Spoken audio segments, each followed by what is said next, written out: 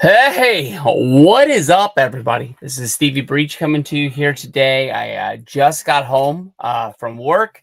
I ended up having to stay just a little bit later. It wasn't because we had extra work to do. It was honestly because I didn't know what time it was. I didn't leave work till it was about 2:22, 22 minutes late. So probably one day next week I'll have to explain 22 minutes of overtime and have to make up some sort of conundrum that came into it work. But today was like a really rocky day at work. Honestly, how I got the news about Hulk Hogan honestly was like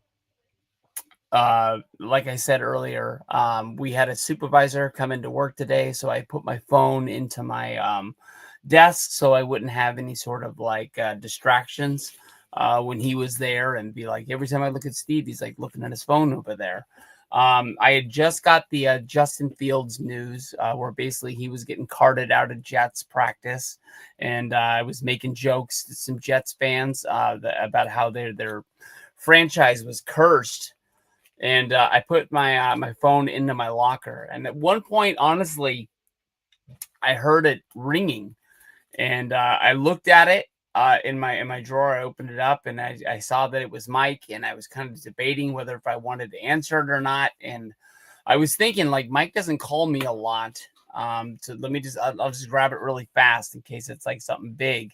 I knew that there was a lot of like wrestling figures, being released today at San Diego Comic-Con. So I was thinking maybe like he saw some like figure that got put up that he wanted me to know about. I know I have been texting him about a lot of CM Punk ones as they come out to make sure that he sees them. And I didn't get it in time. He had hung up by the time I picked up, but about 20 minutes passed. I wasn't really thinking about it, but my phone rang again, and it was Mike.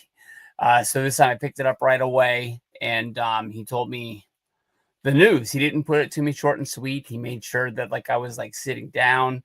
Um, it reminded me a lot of about when the Ultimate Warrior died, and uh, I called Miguel. It was after WrestleMania 30. I knew that he was traveling home and hadn't arrived home yet.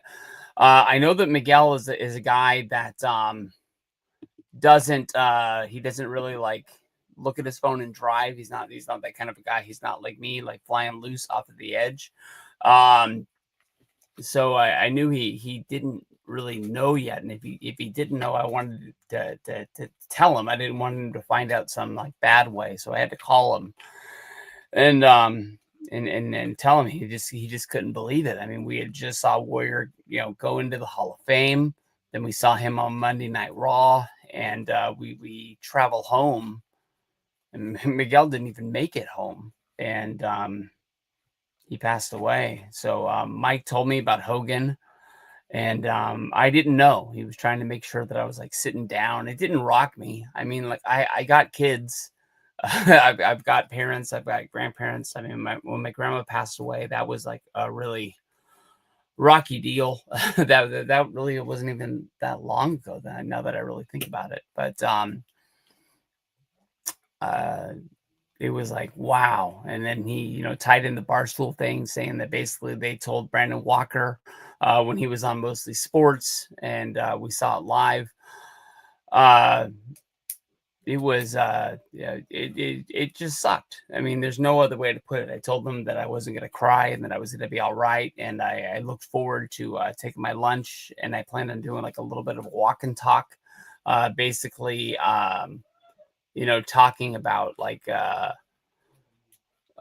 just what I felt like. It ended up being the video that I made. I just went out and I sat in my car instead of like walking. So like in case like somebody like came around me as I was talking about Hulk Hogan, I didn't feel weird and have to like stop the video. Normally when I'm doing my walk and I know that I'm making a video about like Raw, I know that I make it when I kind of like go behind the store that's across the street, and I'm walking behind the store because normally there's nobody out there. And I won't come across somebody just like in the parking lot doing something or something like that. But I can tell you that, like I said in the early part of the video, like I'm not gonna cry, But like as I talked about, like Hulk Hogan, like I got sad. Like that's the god honest thing to put it. I mean, like Hulk Hogan, he was not my dad, but I mean, like as a part of like heroes that you have in your life, people that you look up to that aren't like family or friends or things like that. Like Hulk Hogan, quite possibly, was one of the biggest influences that I ever had in my life. I mean, like I called him a GI Joe because I was thinking of like GI Joe the cartoon or the GI Joe action figures back in the day. Um, Close to me, I have this like Hulk Hogan. I just recently got this. I made an unboxing video for Jim Nye's Bring Back the YWC Day because I bought it and it sat in the box and I just needed a reason to open it. And I was like, I was trying to flood my timeline with videos to try and bring people back to YouTube. Making wrestling videos. But I mean, like to me, like Hulk Hogan, like he was what an action figure was supposed to be, but he was in reality, he was in real life. I don't know if it wasn't for Hulk Hogan, if wrestling would have been as big as a boom. I mean, Vince McMahon was a big part of WWF's boom, but he needed a star to do his work in the ring. A lot of people say that like Ted DiBiase's character would have been if Vince McMahon could wrestle. And if he really could get into the ring, that's the way that Vince would be, I guess.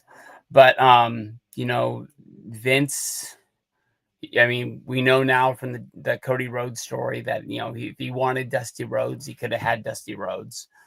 He had superstar Billy Graham. And then people say that like Hogan just stole superstar Billy Graham's act. Um, we don't really know if he would have. I think maybe he could have created like a boom period, but how would you have finished? Because like superstar Billy Graham tried to get that last run in WWF when he came back for Survivor Series. That's Survivor Series 1987 when he was going to be on Hogan's team, and they ended up having to take him off the team, and he ended up being replaced because he couldn't finish.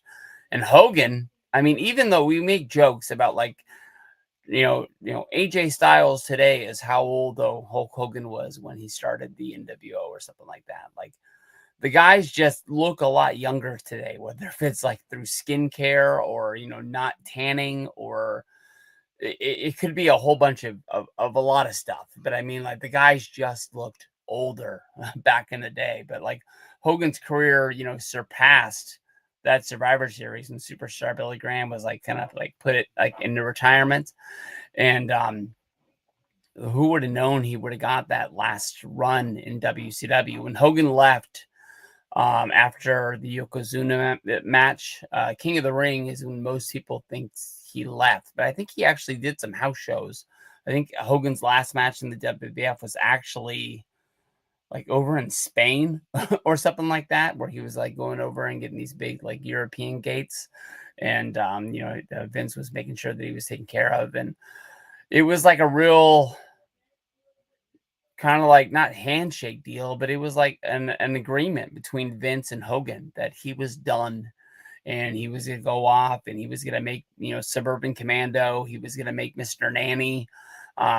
He was going to like do, stuff like that. And, he ended up being able to talked into going to WCW, and WCW is when he had his run. Being Hulk Hogan with the red and yellow, figuring out that people were kind of tired of that act. And, he started, turning bad. The NWO fled from there. I've always thought that, Hogan did the work. Hogan had to wrestle those main events. But what made Hogan cool was Hall and Nash on the outside. Hall and Nash was his Tully and Arn of Ric Flair's Four Horsemen. You fought Hogan at, the Starrcade or Great American Bash or whatever it is in the main events. But, Hall and Nash, while they were also, having to fight the Harlem Heat at the pay-per-view, they were making sure that like whoever was fighting Hogan at the pay-per-view weren't coming in 100%. and they were putting in the work, and they said it was for the organization, the whole NWO deal. Um, but you know, I think that Hogan is quite possibly. I think that he is responsible for the boom of the '80s, and then also the boom of the '90s. Yeah, like Stone Cold Steve Austin and The Rock, they put in the work and they got over. But I don't think that if it was for WCW's NWO boom, which they then created by rolling it over to having the WCW Nitro parties. I just don't think that we would be here today, in the 2000s. I don't think that wrestling would have died. I don't think that the WCW, I'm still surprised that WCW went out of business.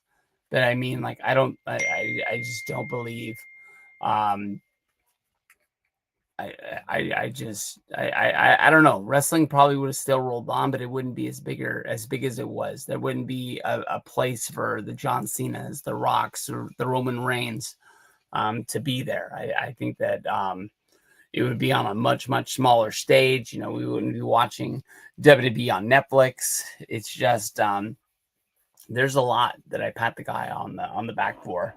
I don't know how to do this. That's the God's honest truth. I like doing these things with my buddy Jeremy. Oh, okay, awesome. You just answered my question, Triple H guy. Steven, I didn't know that I didn't know if people were commenting, so I didn't know if they were going to pop up. I don't know how to make them pop up on the screen. I think that's cool when I watch other people's streams. But I appreciate you being here. Um, I don't know. I can honestly tell you that the outpouring for Hulk Hogan today was a lot bigger and a lot more than I thought it was going to be. Um, I don't want to talk about this at all, but I'm going to touch on it for just a minute, and I'm going to try to get away from it as fast as I can. In this world, it is a very political world of people wanting people to know where they stand, and they pretty much are against almost anything on the other side. I don't think that they realize that, like, politics in this world, I think of a lot like professional wrestling. The people that will go on the Congress floor and they will fight tooth and nail for a certain thing, those people are friends when it's all over. I mean, when the lights go down and they leave the building, those people hang out with each other. They go to dinner with each other. They vacation with each other. It doesn't matter if they're Republican or Democrat. They're just playing a role. And that's my God honest truth opinion about what goes on out there. I mean, they might talk politics a little bit, but I'm sure once they clock out, I mean, we're talking about it a lot more than they are. But Hogan did what he did because he believed in it. I thought that honestly, what he did at the convention made him look like a clown. I thought that it made Kid Rock that night look like he had no fans. Playing out there for all those like old geezers dancing for him with no rhythm. I don't know. I mean, if he was going to play for the convention, it would have been cooler if he had like an actual concert with his fans and they would have like simulcasted it in or something like that. That to me, honestly, would have made it look cool. People that actually want to be listening to Kid Rock rather than just like somebody telling you like, hey, go out there and dance for Kid Rock and make us look cool, because it didn't make them look cool, honestly, in the long run. But I thought that people wouldn't want to say, rest in peace, Hulk Hogan. Remember everything that they did for him just because of how they believe or how they vote or anything like that. But one of the things wrestling wise that made me, be surprised, was Undertaker. I don't listen to Undertaker's podcast. I've never listened to a whole episode. I God's honest truth, I don't even know the name, but I see the clips when they pop up on like Twitter or like the YouTube shorts and stuff like that. People will clip them and stuff will get out there. And I remember an episode where Hogan was naming his Mount Rushmore, and he wanted to put Hogan on there, and it was almost like he didn't want to say Hulk Hogan's name. Because of that, you have to like go back to Survivor Series 1991. Undertaker's told the story 1,000 times, where Hogan went to Undertaker and said that he had a bad neck. And Undertaker was like, yeah, I've done this tombstone a million times. I'll take care of you. There's no way in the world I'm going to put your neck into the mat. And the second that he did it, Hogan was yelling and he had to get stretchered to the back. And it wasn't just because of the fans and they were putting on a show. He was actually putting on a show for Vince McMahon that I think Hogan wanted to be on top. I think that Hogan knew Tuesday in Texas was going to happen. I think that he knew he was going to get his belt back, and he wanted to keep the opportunity of the Undertaker being on top out of Vince's mind, thinking that like he hurt me, he's going to hurt somebody else. It doesn't matter who you put him up against. He was just running Undertaker's name down in the mud for Vince McMahon because he's Hogan and he wants to protect his spot. I mean, you break it down, almost anybody that's been on top, there's a story of them being negative. I mean, like John Cena is the one guy that, we've heard from the Chris Jericho podcast when he had Edge on. They were talking John Cena out of SummerSlam 2010 versus the Nexus, beating those guys, being like, that's what the people want to see. Is they want to build up the story of how you're going to defeat these guys, not just you're going to beat them, because we've built up the SummerSlam. Now, what are we going to do at Survivor Series? What are we going to do at TLC? It's not, this story is not ending today just because John Cena and his team of misfits. I mean, when you look at it, the guy had Great Khali on his team. He had a retired Hall of Famer, Bret the Hitman Hart, who was coming back to wrestling after, coming down with a stroke in 2002. John Cena losing that tag match is very understandable when you're looking at the rising stars of, Wade Barrett, Skip Sheffield, and I guess who was on that team? It was Ryback, Michael Tarver, Darren Young. What could have been? I mean, honestly, I think a lot of those guys' careers changed that night when they didn't win it. I mean, people did cool things. People always remember Justin Gabriel, his little flippy deal off of the top rope. But like, if they would have beat John Cena, and then they would have beat John Cena again, like everybody says the plan was, those guys probably would have been made. I mean, Wade Barrett at Survivor Series 2010 should have won the championship. God's honest truth, that would have put that group over of like, oh shoot, these guys are young and they're going to be doing this forever. And Cena wanted to win that night. It was Staples Center. It was SummerSlam. Even though Cena had been, on top for years, for some reason he didn't want to let it go that night. I don't know, but I mean, like Taker, had an outpouring of like pictures of like him and Hogan, saying that like Hogan put him over. I can't remember the tweet word for word, but I was surprised by that one. And you had like Bully Ray. Bully Ray went after somebody who posted a video of the EMTs taking Hulk Hogan out of his house. He was dead. Just delete this now. Like, why would you post that to the internet? Honestly, deep down, I know why somebody would post that to the internet. I don't know why that they think that would make them a friend that day or make them famous or whatever it is. Because when's the next time you're going to get one of those videos? And that's what you're going to be known for. And how are you going to reproduce that one with the next one? So I was really surprised by that. I don't really know how to talk about the 2015 sex tape ordeal. I was trying to describe it to who I work with today and tell her that, like, when the sex tape came out, Hogan didn't want to bury the sex tape because it was a sex tape. I don't even think he cared about that getting out. It was discussion, on the tape that was leaked by the National Enquirer. The whole deal out of that, I mean, like, Mark Henry has talked about it. I think Mark Henry wanted to forgive Hulk Hogan. I think he wanted Hulk Hogan to apologize to him, and Mark wanted to help Hogan get on the road to putting it in the past, putting it behind him, and meaning what he said and coming out with a plan. I think that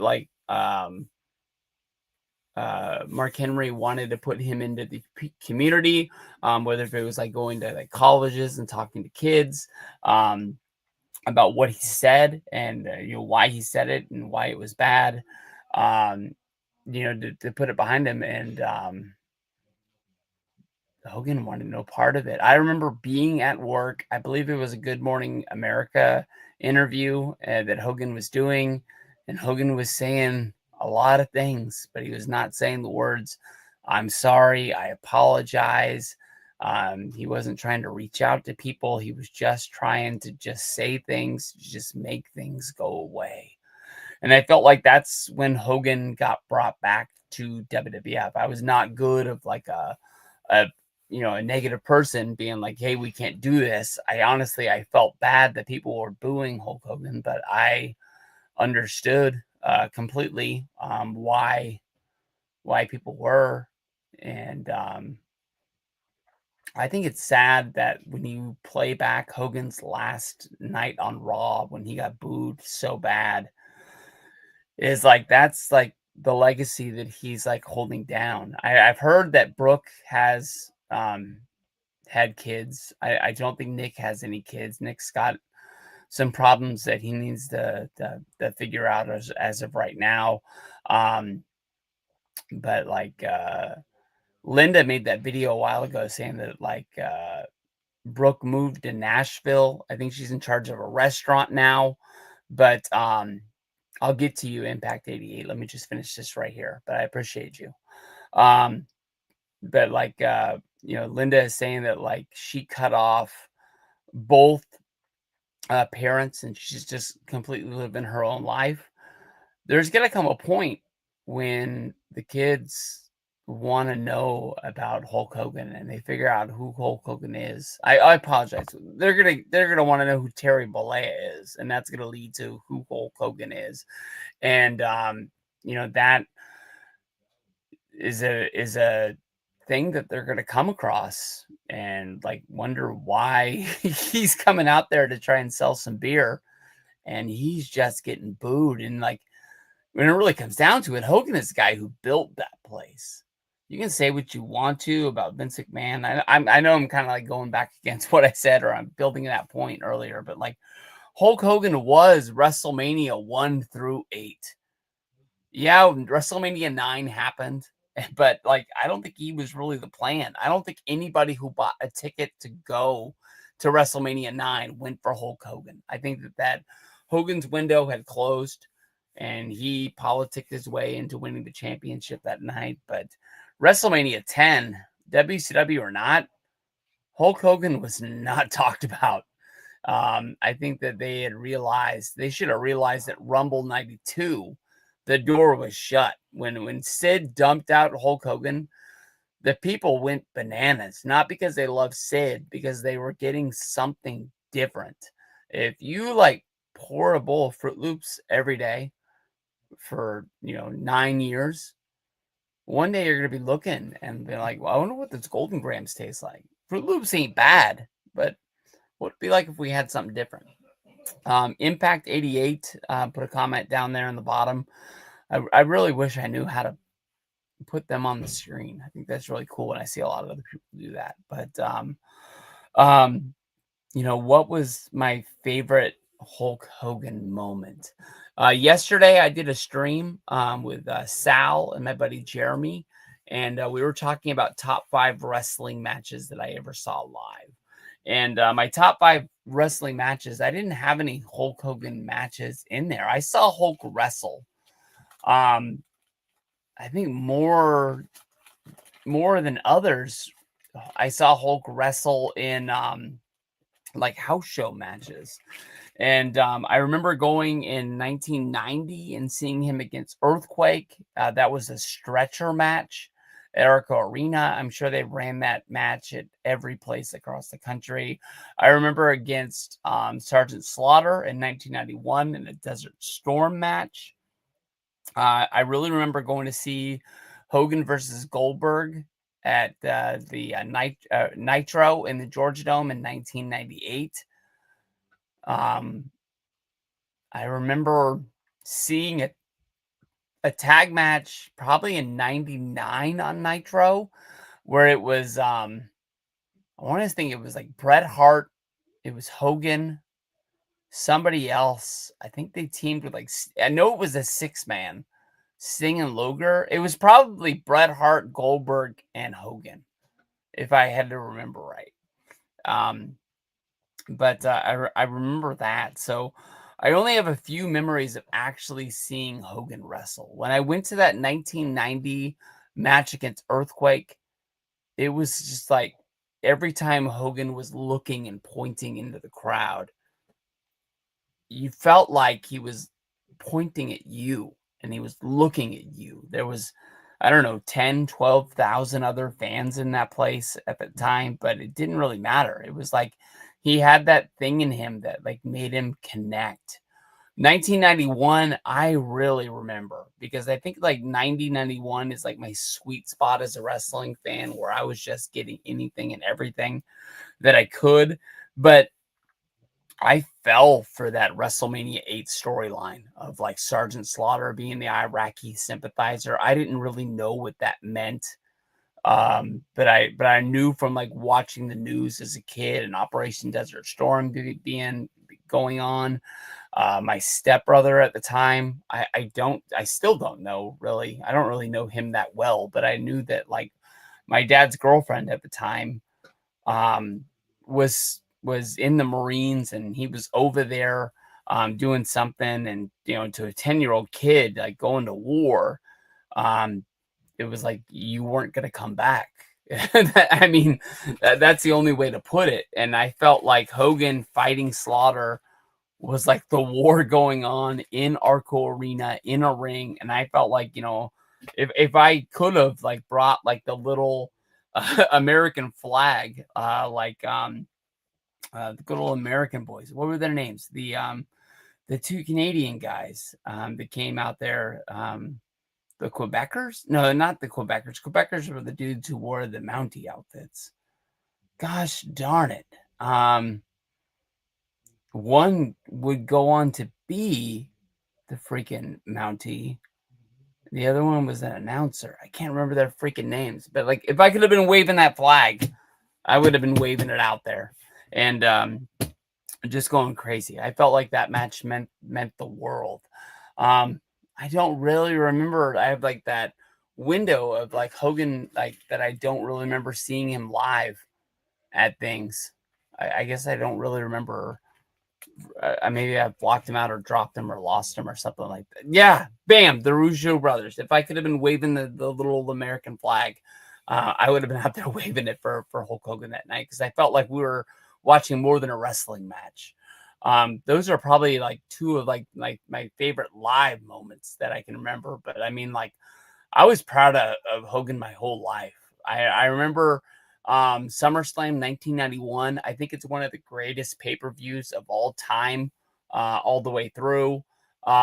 Mainly because like 1991 is kind of my sweet spot. I used to have that on tape where one that was like one of the first pay-per-views that I ever saw not having to wait for Blockbuster to have it in stock, if you know what I mean. Like somebody recorded it, knew that I was a wrestling fan, was one of my dad's friends, and just came over and just gave it to me. And I'm thinking like this was like 2 days ago. Like, how do you have this? And I watched that tape, I would say probably for 10 years. and it was recorded on 2 tapes to get good quality. People won't understand that. And, like, it had a break during the IRS, Greg the Hammer Valentine, where they had to stop the tape, put another tape in there, and that tape honestly made the world to me, and if I knew who it was, I'd thank them today, because I mean, I honestly watched that for, like, 10 years, but, like, Hogan and Warrior teaming up, that was, like, monumental to me. We didn't watch WrestleMania 6 live. I remember that we turned on I think it's Wrestling Challenge was our like show that came on in syndication. And I remember like being like it was like the Saturday after WrestleMania 6, and like the show started and it was opening of Ultimate Warrior, and it was the one where like he's kind of like standing there and like the mountains are moving on, and there's like lightning coming out of his eyes, and there's um lightning coming out of the sky. I was about to say thunder coming out of the sky like an idiot, but like he's standing there, and I think he's either holding or he's wearing the WWF championship, and I was just like, no way. No, like, no, Hulk Hogan doesn't lose. How is that guy the champion? I was just praying that, he turned heel, somebody cheated, something like that. Like that is probably one of my crushing blows from my childhood. Not even seeing the match, having to wait probably 3 months before I rented the tape of Blockbuster to see how it actually went down. Because even in those days, they wouldn't show you on the simulcasted shows because they were hoping that you would order the replay of the pay-per-view. And even telling my dad that um, he lost wasn't enough for them to fire up the money to buy the replay pay-per-view, whatever it was. I don't even remember if it was cheaper because it had already happened, but crazy. Oh, let's go back to Triple H guy. He said I did not answer his question. Never mind, you just answered. Oh, I read it wrong. Maybe it's good that the comments don't come up because I can't even read right. Be the first pay-per-view, me and my dad and my best friend standing up at the top seats waiting for Hulk's entrance at Backlash, feeling like we were children again in the living room. I've told this story 1,000 times. WrestleMania 30. This was the first Hogan shirt that I found. It's very, very tight on me. It's an Under Armour shirt. I bought it off of eBay. I never worn it, but I wanted it at WrestleMania Access. They had these Under Armour shirts, and they had CM Punk shirts, and I like that was the only CM Punk shirt that they had at Access. And I was like, dude, if I wore that shirt, I worked out on it all the time. And I just didn't buy it. And then it just never was up on WWE Shop. I was like, once those go on clearance, I'll get me one. I bought it because I was like, damn, I wanted it. But it was like the most yellowish shirt. That's why I'm wearing it on here now. And then the NWO hat from, I bought it for my WrestleMania 41 trip that I went on in Las Vegas. But when we went to WrestleMania 30, I was very, very lucky. Someone in the UK, I wish I remembered who it was.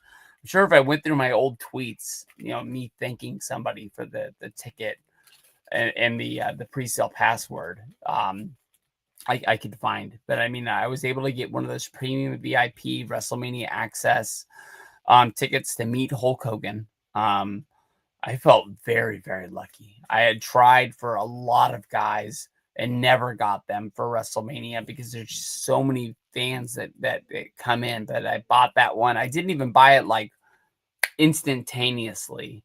I bought it like the guy was like, oh, here's the password if you want it. And it was like 10 minutes late. And I was like, there's no way in the world. And I was like, just so shocked. I think there's a video of me actually buying it. I think that as I was pressing the buttons, I turned the camera on or something like that. And I was just ecstatic that I was going to finally meet Hogan. I remember being like, I felt bad that the Hogan signing was at 7 in the morning. And I was like, that means Hogan's going to have to get up at 6 in the morning, get down to the signing. And I was like, maybe Hulk's going to be in a bad mood and I'm not going to get the true Hulk Hogan thing. And I think Hogan either saw my tweet. I know that Hogan watched my video because he commented on it. And he'd just be like, hey, it's my time of the day, brother. We're going to be rocking and rolling. And there was another time. We'll get to that in a second.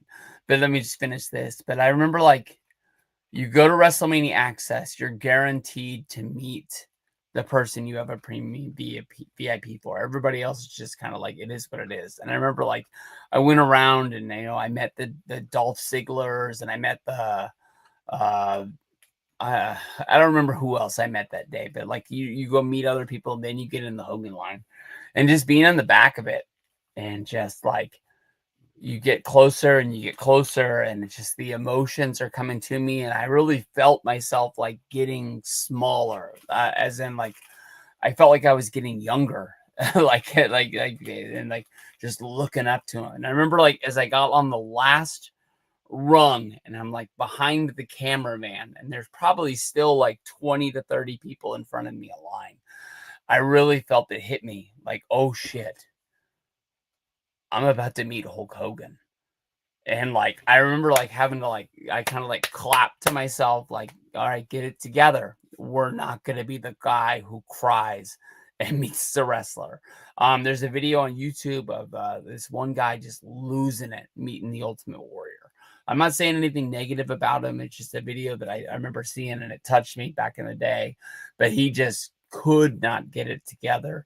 And Warrior's trying everything he can do to try to console him. He's hugging the guy.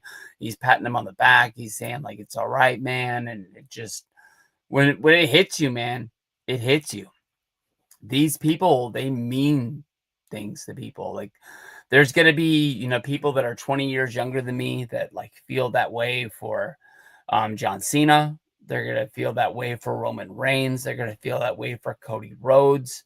The kids of today. I mean, those are I think that's why they honestly do it, is like the nostalgia thing. Some people think it's just for, like, the flex of, like, posting that picture on Instagram or something like that of, like, I did this, and it makes somebody else feel jealous that they weren't able to do it. But, when I went to WrestleMania 41, it was all about, going to WrestleCon. That was one of the main reasons why I went, to just meet guys, because moments like this kept happening.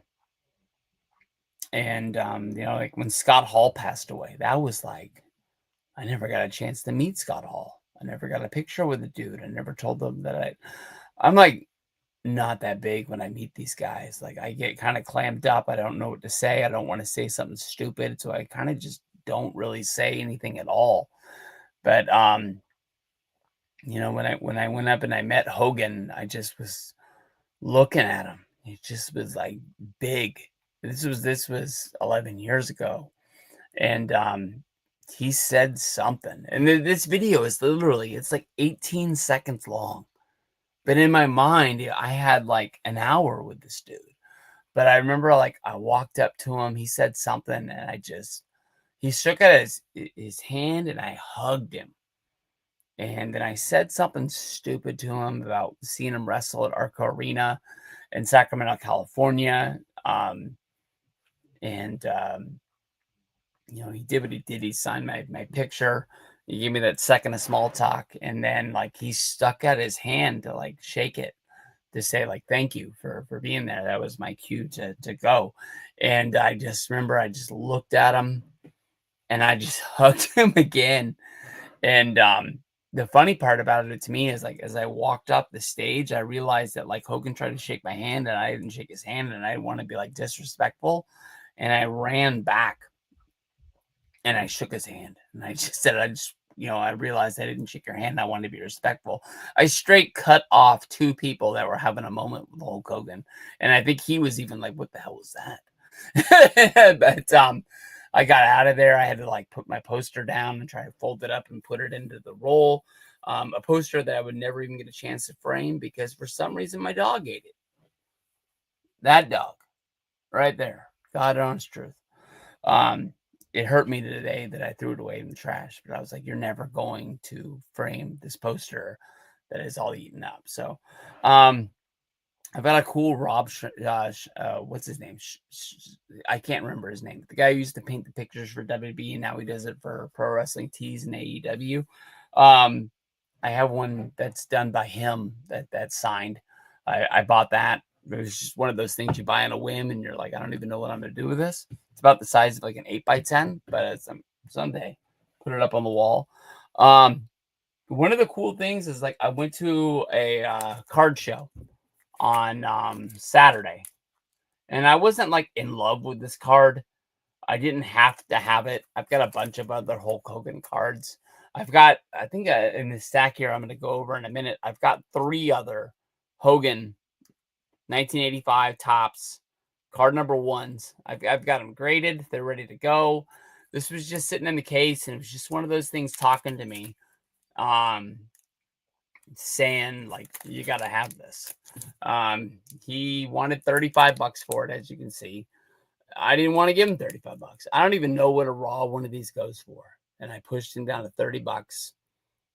It was like kind of one of those things where it doesn't matter to me if I don't leave with it, but it's in a one touch. I felt like it was my card of the day that day. You'd see it in my video I made from there. I'm looking at it here in the one touch. The corners aren't horrible. They're not the best. This one's got a little bit of like cardboard come off it. And the thing about these more than anything else is the cardstock, the actual cardboard that they use. That's what's the hardest thing for these guys to get graded, but it doesn't look bad. But the same thing you wonder about when you buy raw cards, especially older ones, is like, why didn't they grade it?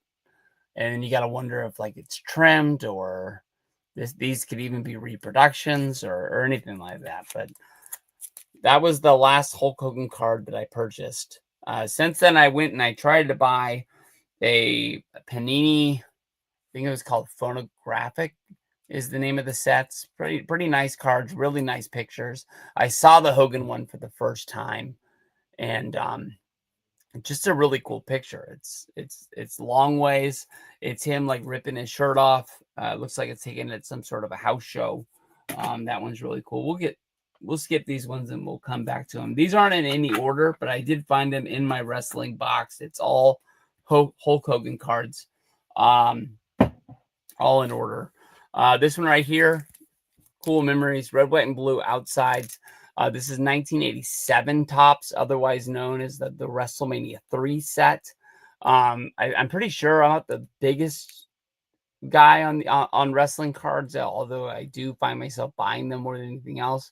I think there's like 100 picture cards of like the guys by themselves, and then it just turns into like, this is what happened at WrestleMania 3. I don't think it's 2 different series. I think it's like how you got them in the packs, but I'm not 100% sure. There's that. My sister said I was going to skip these, but see, like here,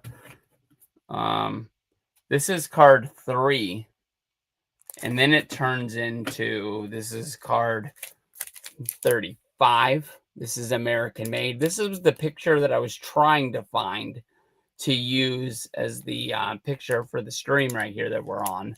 It's called Ringside Action, but this picture I think is only taken up and down. It's not taken this way like you would for most thumbnails. That's a cool card. Here's the cards that a lot of people remember.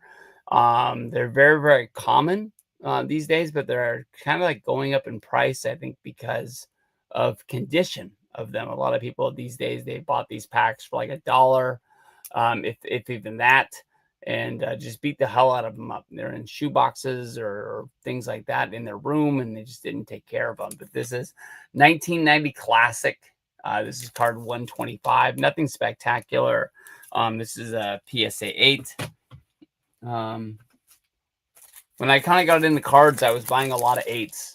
And now I don't buy any 8s anymore. I just kind of buy 9s, the 10s. I buy more 9s than 10s just because of the price, honestly. But here is 1991 classic. Hogan with the American flag draped over him. It's a PSA 8. Here is a cool card. This is a promo from WCW featuring the NWO, and they were announcing these cards coming out to try and draw interest from 1998, Hollywood Hulk Hogan. I would love to get more WCW cards, but I don't know if it was just how many they produced or if people just don't collect them to sell them. They're just not out there. You just don't see the WCW ones that much out there. Here is a 1990 classic. You can tell I really need to rearrange these. Hulkamania, PSA 9. We got a card from Japan. These here, as you can see, like all the writing on the back is all in Japanese. I don't know why I don't have the, because it's not in the right size bag for it. But these are called Bandai, New Japan Pro Wrestling, when the NWO would go over there. This is 1991 Merlin, German card. Hogan there with his hands up. Here's another one. PSA 8. This is him without the belt, just kind of pointing the finger, saying, hey, me and you, it's going down. We have from Coliseum Video. I don't know if these like came out of the magazine or if these were actually in the boxes with the tapes. But here we have Hogan versus Macho Man. You can say it's perforated like the Sports Illustrated for Kids cards back in the day. For WrestleMania 5, that's a PSA 7. We're going back to 87 tops. This is listening to Hulkamania. This is a PSA 7. I don't know why I bought that, honestly. I think it might have been when I was really getting into cards and not really knowing what I was doing. Here's another American Made. This is a PSA 7.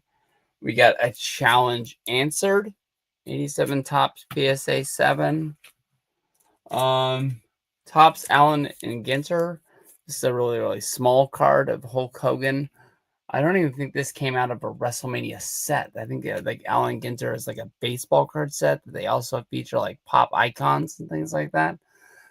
PSA 6. 85 tops. This is the rookie set, but this is the insert, I guess you can say, the stickers that would come out of the packs. That's a PSA 7. Okay. Here we're getting, let's save those.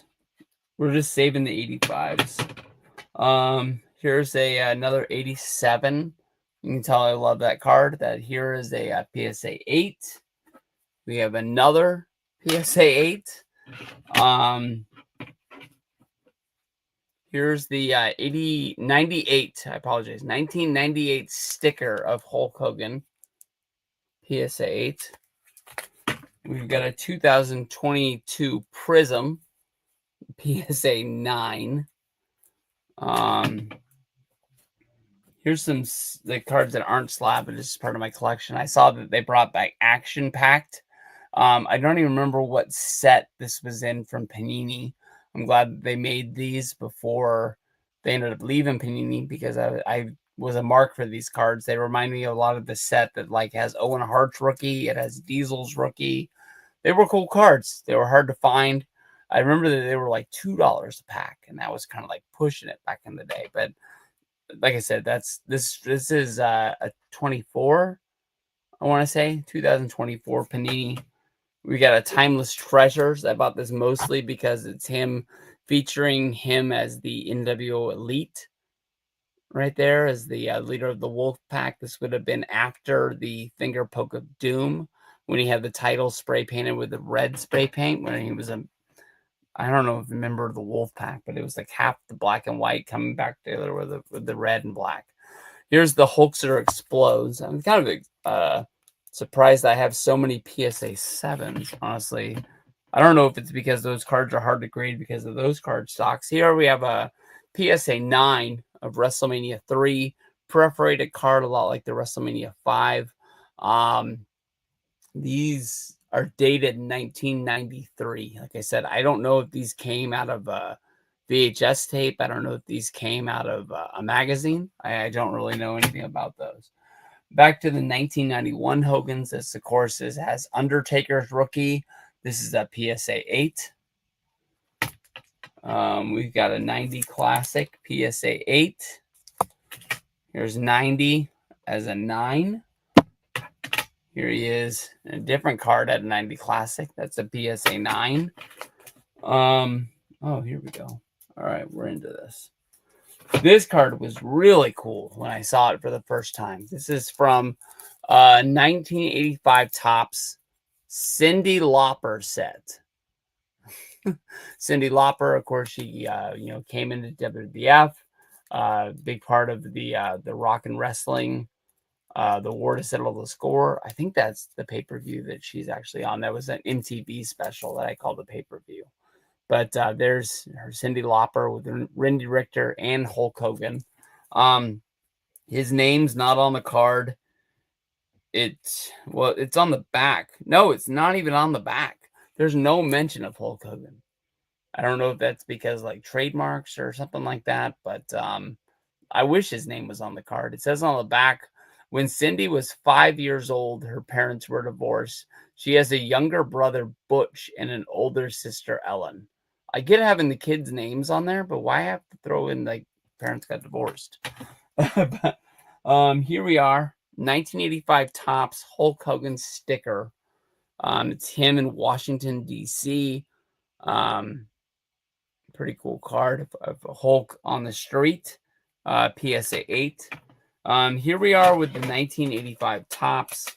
I'm going to use this for 1 minute, and I'll teach you something in these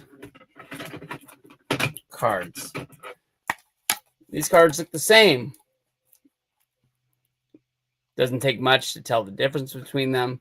This one has a yellow background. You can either think this is blue, you can think this is green, you can think it's purple, but it's two different cards.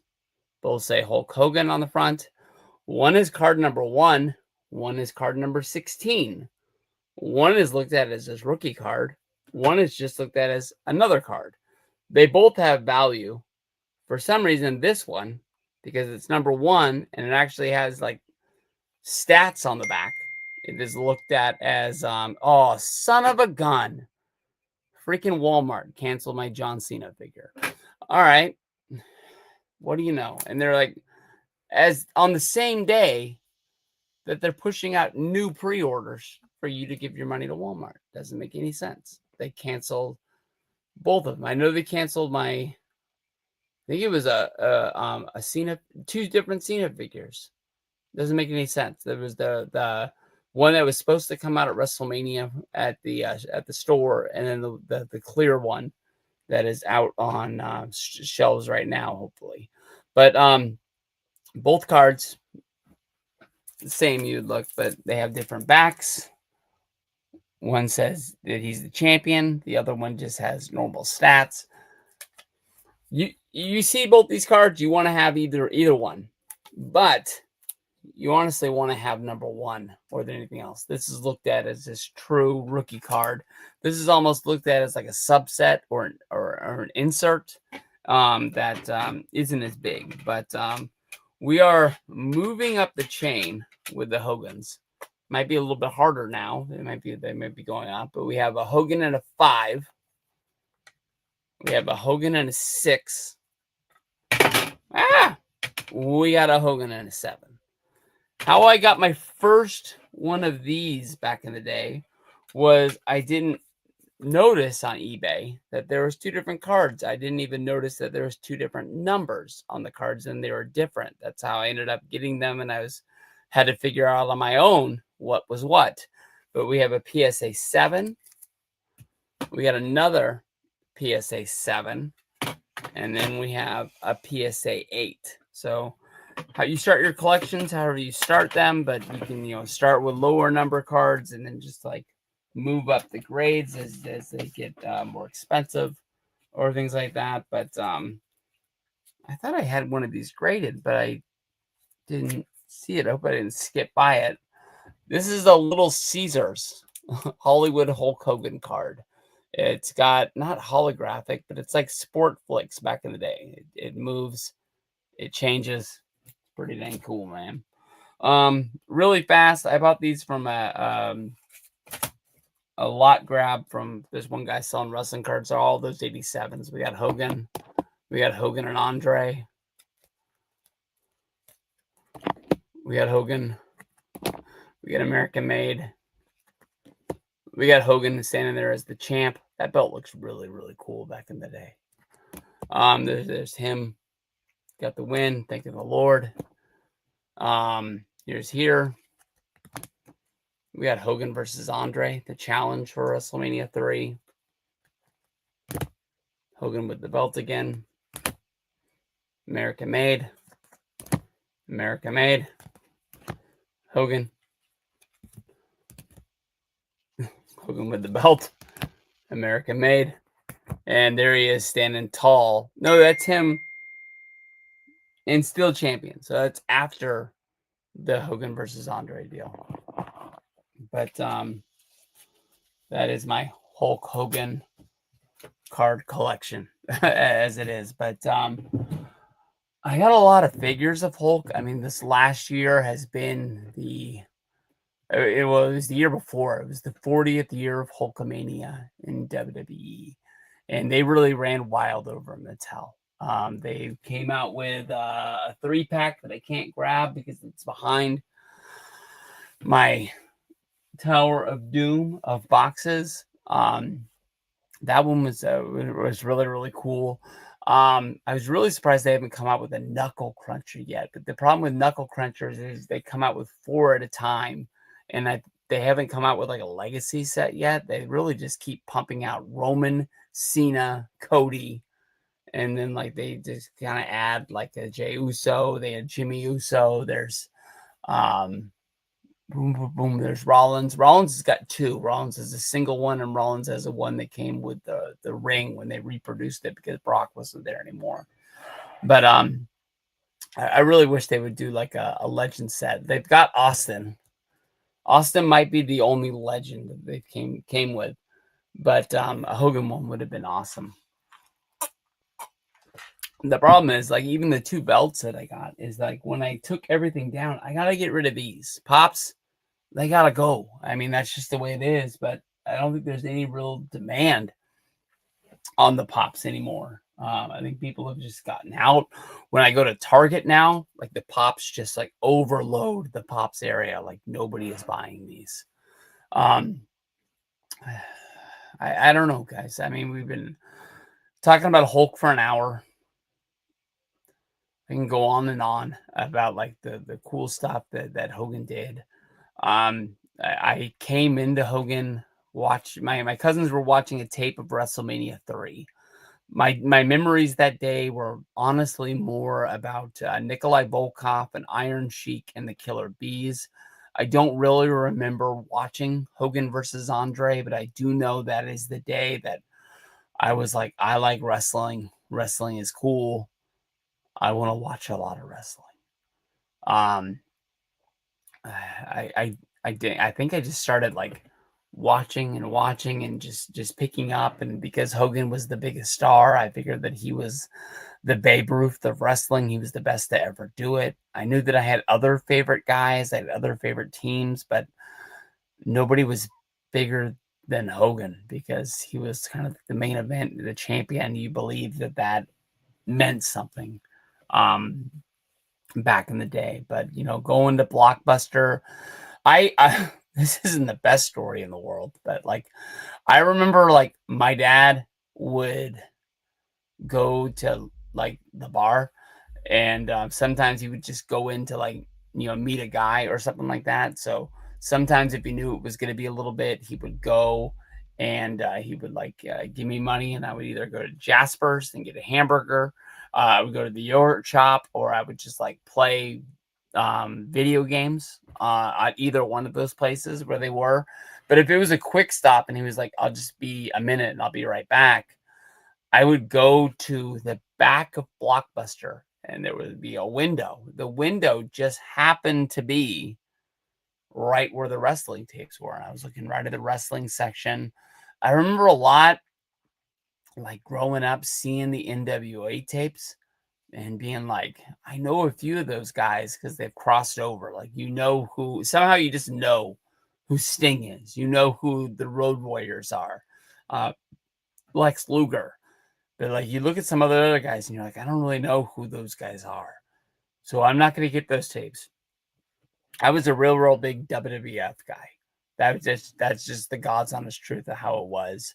I would learn who those guys were when they would come over, like when Tully would come and Arn would come, and they would do their run. You kind of learn who they were and find out who they came from. The magazines that weren't WWF magazines or WCW magazines, the ones that were like After Mags, with Bill Apter, that's kind of like where you filled in the gaps about like who guys were, and that's where like, you see Great Muta for the first time, and you're like, oh shoot, that guy would mess some stuff up, man. But I don't know. You just put anybody in that ring against Hulk Hogan, and I think they're gonna beat him.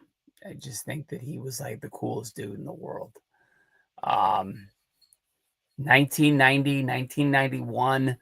I watched Teenage Mutant Ninja Turtles. I did stuff like that. I watched the Power Rangers, but nothing was ever bigger than professional wrestling. Nothing was ever bigger than Hulk Hogan to me. I really honestly wish that he would have got the movie career that I thought he was going to get. I remember going to the drive-ins to see some movie. I don't even remember what it was. And like at a point, like my dad took me to the bathroom because I was a kid and I had to go, couldn't make it through a whole movie. And I remember like as we were going to where the bathrooms were at the drive-ins, I just see Hulk Hogan on the big screen on the other screen that was at the place, and there was no holds barred, and just being like, I want to see that.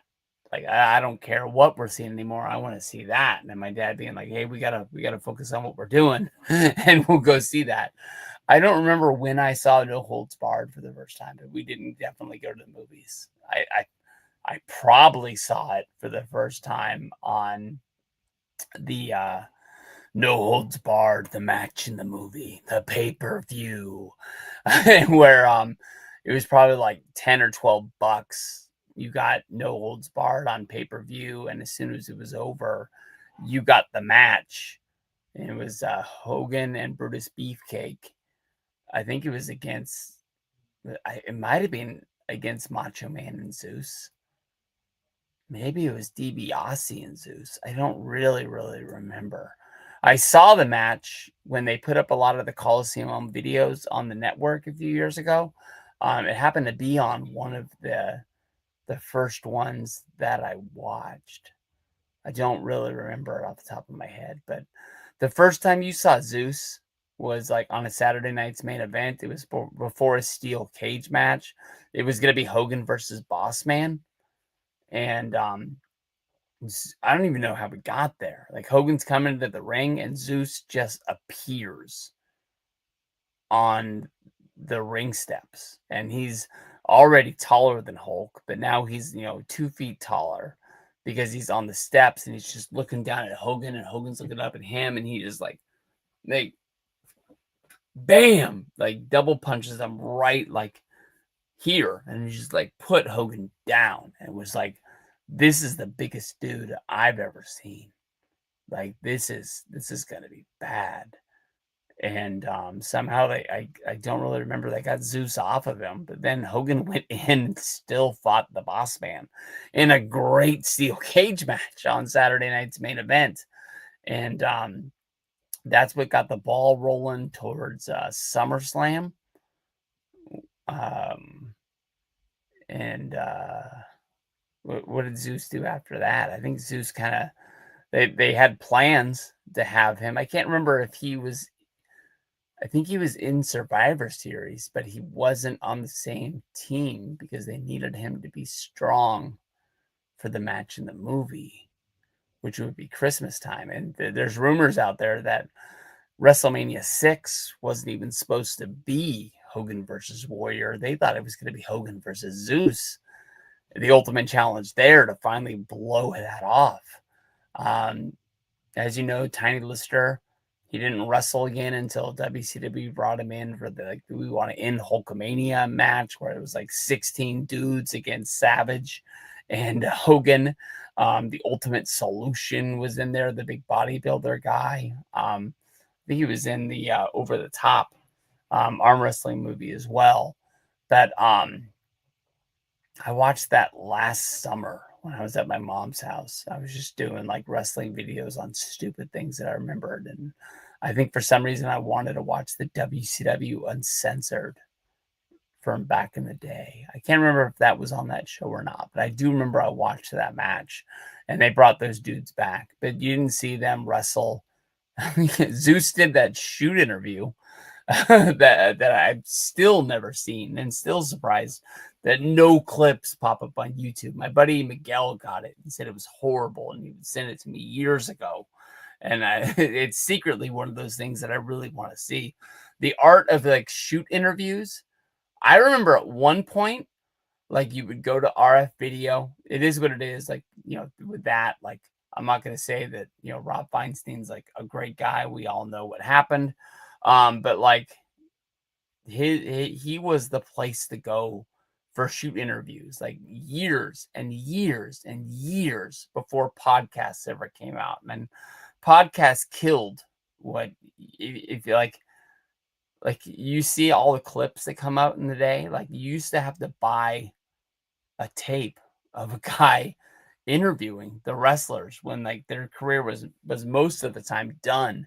Somehow, like in the dying days of WCW, they just straight got WCW guys to do shoot interviews, and they must have been like, who cares?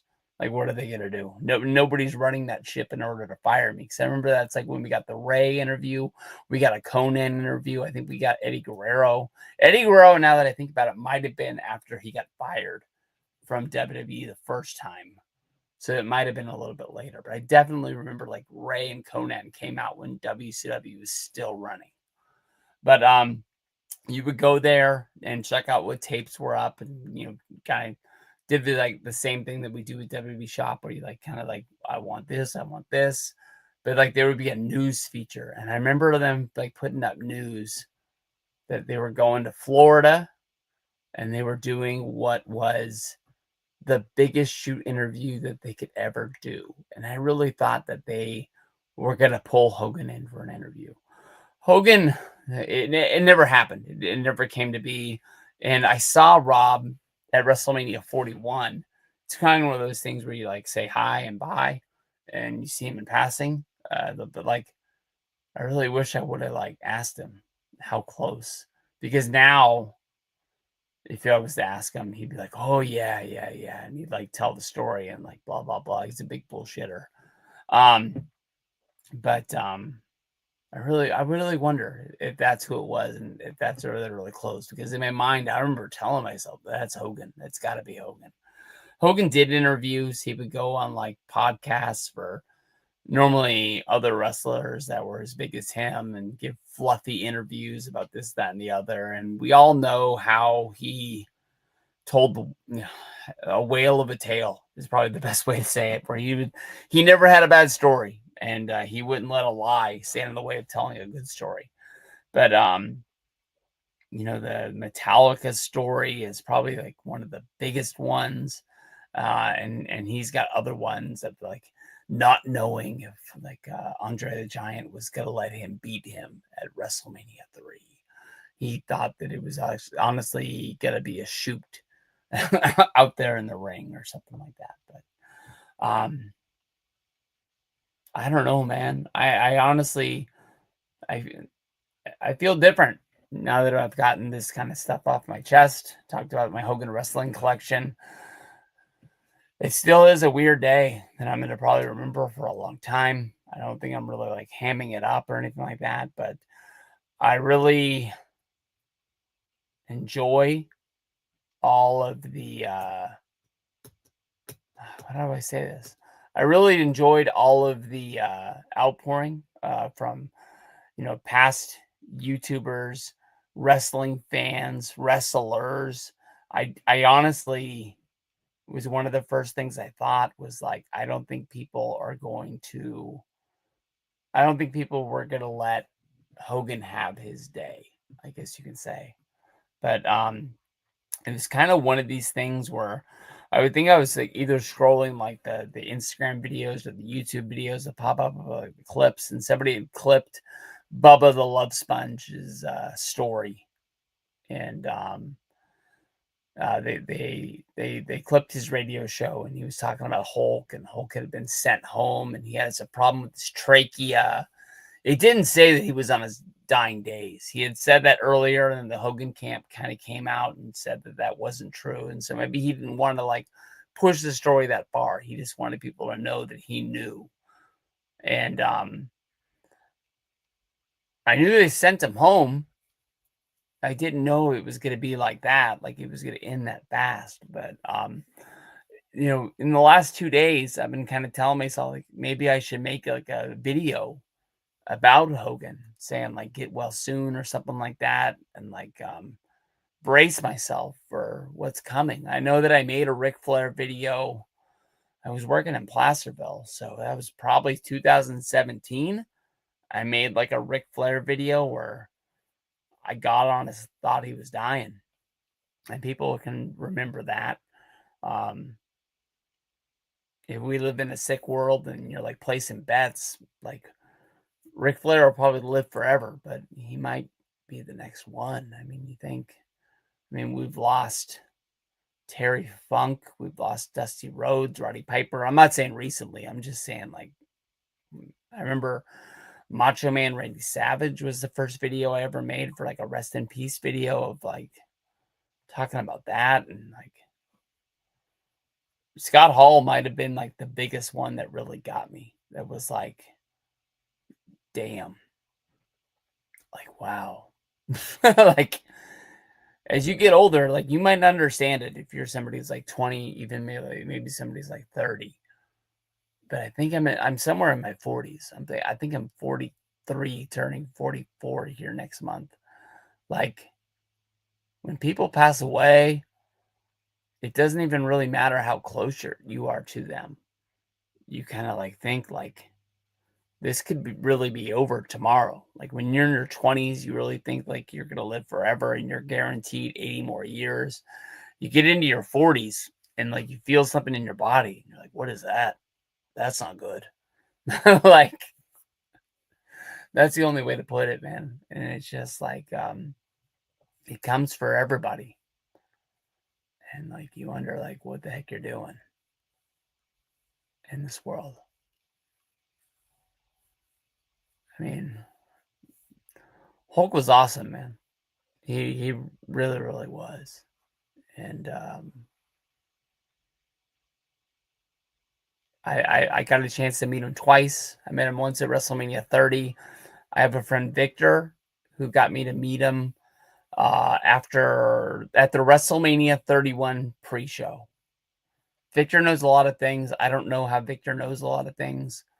Um, Smart guy. And I told him, like, I don't want to know what you know because people ask me and I don't want to lie to them. But basically told me to stand here, and Hulk Hogan was there like 2 minutes later. Like he owed Victor a favor or something like that. And it was one of the best days of my life.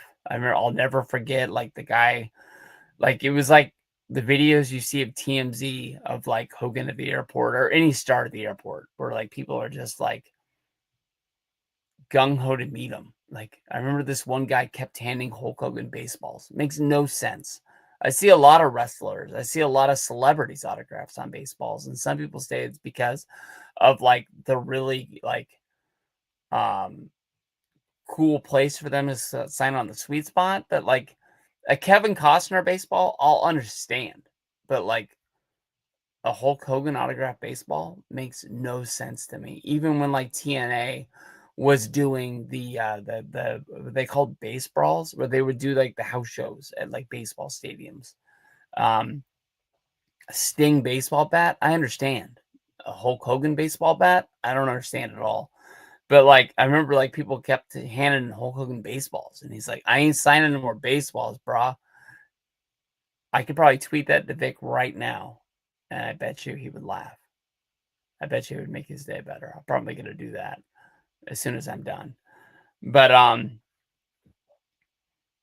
he was really, really cool both times. I remember like you don't really want to like how do I want to say this? You don't want to like weigh them down when they're at, like, the airport, but, like, it was almost like he knew the deal, and he had been famous forever, and, it just was a part of his day, and I think he knew that if he was nice to us, we'd be nice to him, and we wouldn't, like, you know, hug his day or anything like that. He and Jimmy, they walked in, they rolled up to the sign that said "When planes leave," and I think he probably looked at the Orlando or the Tampa flight and was like, "Okay." And he, like, turned around and he's like, "Hey, I got some time to kill. Who wants some pictures?" He straight up said that. And, took some pictures. I think I knew that I was gonna meet Hulk Hogan that day. I mean, like, now, like, I'm petrified of myself. I had a Hulk Hogan classic, figure for him to sign, and he signed it. I don't even know I don't even know why I had that. I know that I know why, but I still don't know why, but he signed it for me, and, it's not, like, up, but it's, like, one of my possessions that I, like, know I have, and is, like, one of my favorite things. But, he was really, really cool to me both times I met him. Um, I mean, when I think of Hulk, I don't even really think of him as, like, a wrestling character. I think of him more of, like, as a cartoon, because there's, like, no real way to, like, I know, like, when I was going through my phase of, like, 2016, I was going to the gym every day, I was working out. I honestly didn't get much bigger than I am today, like, I got no guns, I got no 24-inch pythons.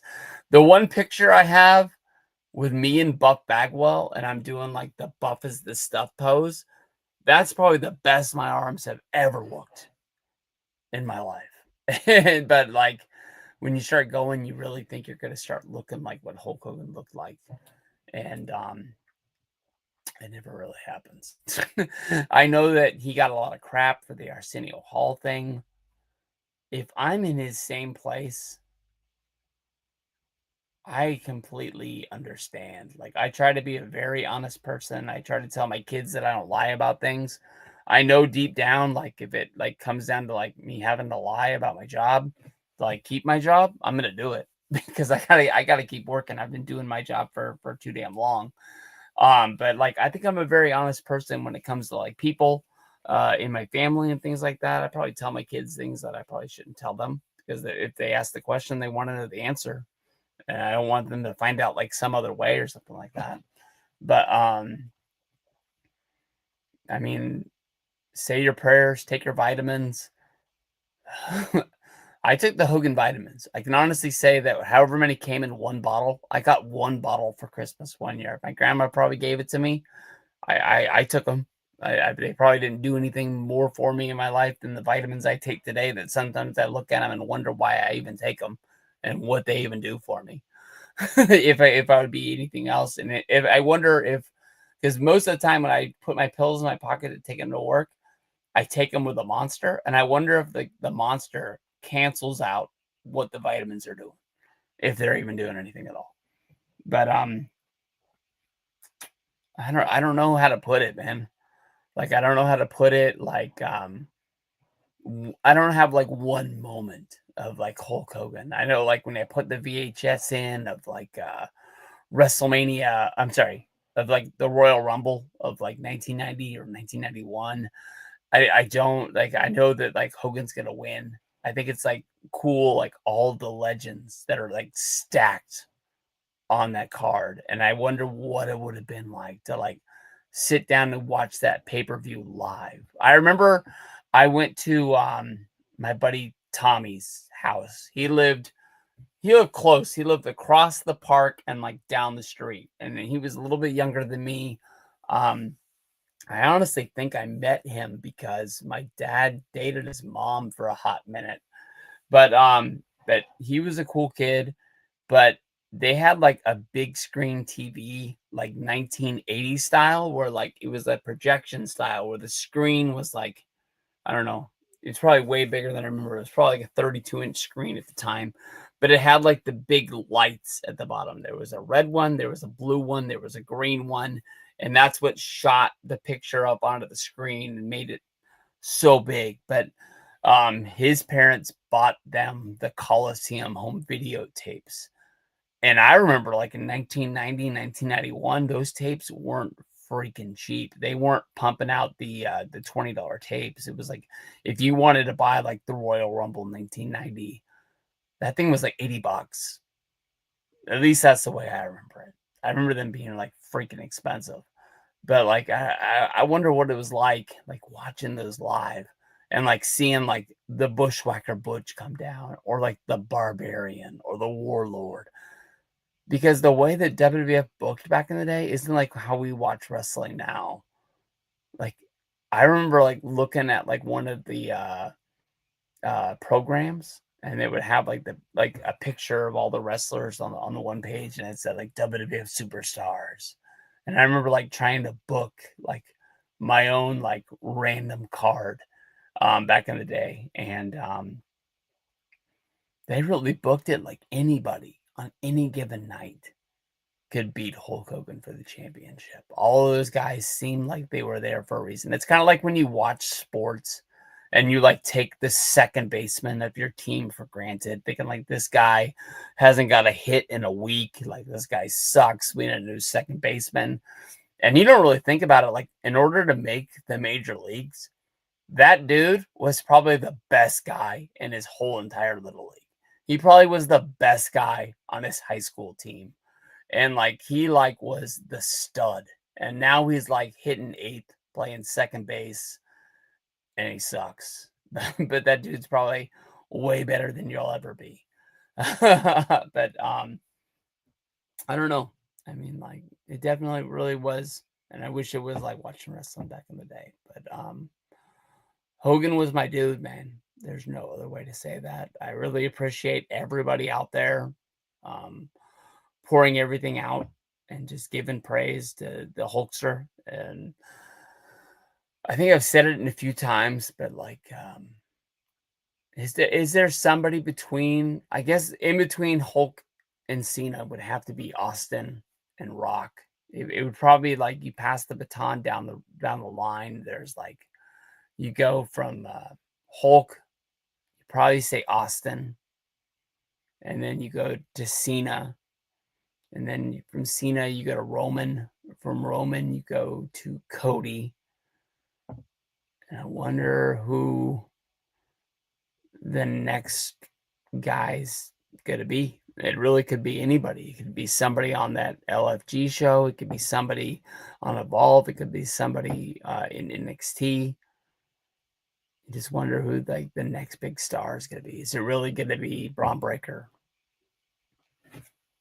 I think we've all seen a lot of Braun Breakers come and go throughout their time. But we're going to call it a day and see what else is out there, and hopefully have a better day. I know that tomorrow is not going to be tough, but like the memory of Hulk Hogan is not going to go away. I don't think it's going to be something like when I think about my grandma sometimes, like sometimes honestly, I forget my grandma died. Like that sucks to say, but I'm just telling you the God's honest truth. And then like it hits me all at once, like, oh shoot, my grandma's dead. Like I don't think it's gonna be like that. But I hope it's not lingering like Scott Hall is, that I think about it like every time I watch wrestling. But then again, like Hulk Hogan is the biggest star to ever be in wrestling. And I wonder what they're gonna do. I mean, you think about like I think they're gonna push through. I mean, you saw them tweet about it. You saw Triple H tweet about it. You saw just about every big star that's ever been in WWE did whatever. But like tomorrow, are they gonna give like a big thing for him on SmackDown? Part of me says it's not gonna be as big as I think because of the reaction that he got at Raw. And I really wish they would have. I mean, like, whoever owns Real American Beer, and honestly, we'll get to that real fast. Jeremy, thank you very, very much for buying that Real American Beer, buying that round when we were at, I was going to call it Access, but at the World. The world really had it set up. They had those C4s, they had Real American Beer, they had Stone Cold Steve Austin IPA, they had whatever those uh, I was gonna call them girly drinks, but whatever those other ones that were sponsored by WWE that had their name on there, they had everything set up for a bar at the World that you could want. I mean, I'll probably never see those Real American beers again. Not that I don't think they're gonna keep having Hulk Hogan on them. I just don't think that company is ever gonna come this far out. I know they get garage beer. That's one that I've been looking for. I recently see it at Walmart. It's not like they have a really big spot there. The Stone Cold Steve Austin beer I used to see all the time from El Segundo. We don't sell it at my work anymore. So I think that beer just isn't the flavor of the month. I used to actually build a display myself on my meat counter of the Stone Cold Steve Austin IPAs until the day that I offered them. I wasn't giving it to him, but I was telling this guy to buy them. And then he like casually told me he was only 19. And I was like, I might get in trouble doing this. So maybe I shouldn't be telling everybody about the Stone Cold Steve Austin stuff. But at the time, I wore a Stone Cold Steve Austin hat at work. And everybody that said they liked it, I was like, hey, but we got their beer over here. And I was just trying to push it, just trying to make some sales. And yeah, then that day I tried to sell it to a 19-year-old. But I don't know. Thank you, Jeremy, for the beer that day. That was the one time I got to try it. It wasn't the best beer I ever had. I'm not the biggest beer guy. It honestly tasted a lot like Miller Lite, like kind of like they just poured a Miller Lite into that can. But that's what I was looking for when we went to Vegas, was to try one of those, and I was surprised that they honestly had it. Um, but yeah, got to try the Real American Beer. I wonder what they're gonna do on SmackDown now that I think about it. I don't think it's gonna be like a 5 to 10 minute ordeal. I think it'll be more than just putting his face up on the screen saying like rest in peace, Terry Bollea, Hulk Hogan, 2025, like they do for some guys. I mean, they gotta have a video. But the way they treated him at Netflix, the Netflix debut, they just booed the crap out of him. Like, are people gonna be over it and just like, I'm changing the channel because I don't want to see Hulk Hogan on the screen? I don't know how it's gonna go. They would have been smart if they brought him back with whoever a mid card heel was that they needed to get booed at the time. Would people have cheered because they knew what they were doing? But if they would have done that, it would have been freaking smart. I can't really think of like who a mid card person that they wanted to get over as the heel is at the time. It just wasn't working. But like I said, we're gonna kick out for the day. I appreciate everybody that hung around. There's no way in the world that I thought we were gonna go an hour and 30 minutes. But Hogan, man, Hogan. That's all I can say. Peace out, guys. Thank you very, very much.